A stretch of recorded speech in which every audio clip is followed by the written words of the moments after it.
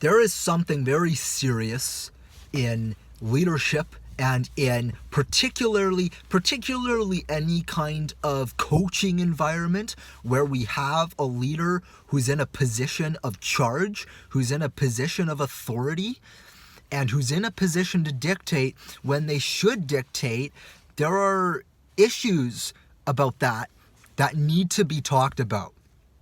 Now, I am particularly relating these issues to fitness itself, but obviously you don't just see it in the fitness industry.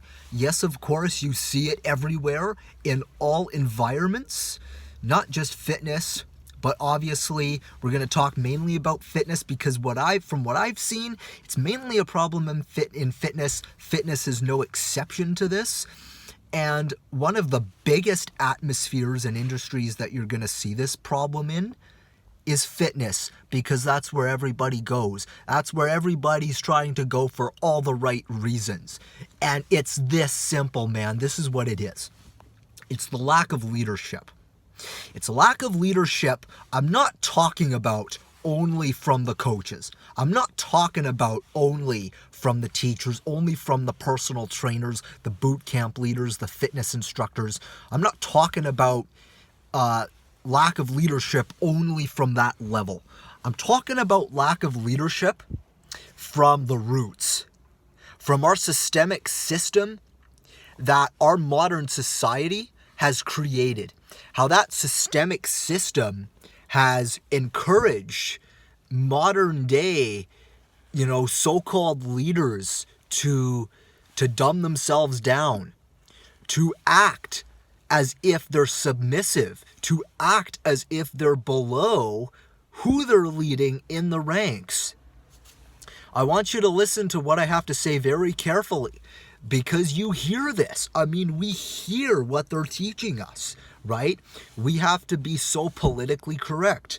We have to allow other people to talk back at us because we're being encouraged nowadays to overly value somebody else's opinion. No, somebody else's opinion has nothing to do with anything. At the end of the day, you figure people out, you figure out how to solve people's problems, and then you go and do it. That's it.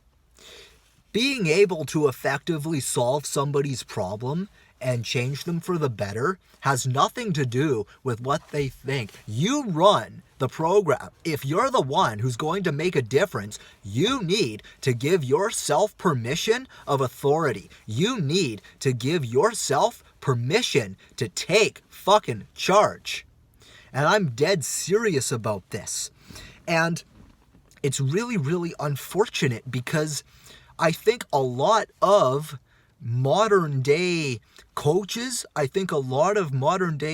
are failing and they're being taken advantage of. This is something that I personally am starting to witness. I have witnessed modern day personal trainers and modern day coaches tolerate backtalk, tolerate overstepping, tolerate authority from the subordinates when the subordinates argue, when clients argue, and when people try to sway them and have their own ways, and when those people beneath them try to dictate. I've seen it go to complete shit. Why? Because the coach doesn't know how to lead. Because we have been told that aggression is bad. We have been told that if we are considered violent, if we're considered aggressive, if we're considered intimidating or intense, we're considered bad people. We are considered toxic people. And so we live in this politically correct society. We live in this stupid, this weak, hostile, timid, submissive universe where we are being taught to dumb down. We're being taught to allow that shit to happen to us. We are being taught to allow people to talk back at us. We are being encouraged to do that. And we're not being taught and encouraged to do that consciously. I think it's unconscious. Because it's not when people are being taught how to lead, when you're taught how to be a coach, they're not teaching you on purpose to be weak, of course, but it's through their behaviors. It's through their agendas. It's like, okay, they're starting to encourage your rookie personal trainers and newer coaches and young coaches and modern personal trainers and modern coaches. They're starting to encourage them to be nicer. They're starting to encourage them to dumb down the alpha or tone down the drill sergeant in them that they once were. Tone down that no. Why are we encouraging that? Well, it's partly because society is weak. We have become weak, submissive. We have become hostile. We have become a group of people who do nothing but take shit from everybody else. That is all we do. The one thing that I want to get across is that if you are in a position of authority, if you are in a position of leadership, then you cannot let everyone else tell you what to do. And I don't think people realize this, but unfortunately, these are the consequences.